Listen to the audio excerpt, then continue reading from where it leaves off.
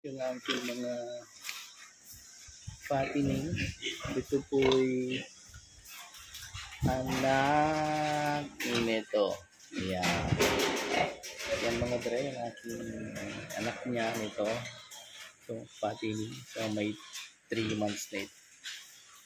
So, pwede na po itong litsunin. Baka may gusto sa inyong litsun dyan.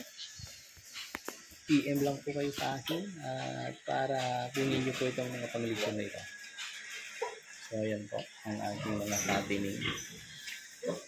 So, yung iba. So, ayan. So, ito yung isa noon na nagkasakit na nakasurvive. Ang tawag namin dyan yung si Pipay kasi pilay pa rin. Ayan si Pipay. Medyo nakabawi-bawi na pa. Ayan po. Makukulit yung mga alaga. Ito yung mga fattening ko. Ano dre? Ito.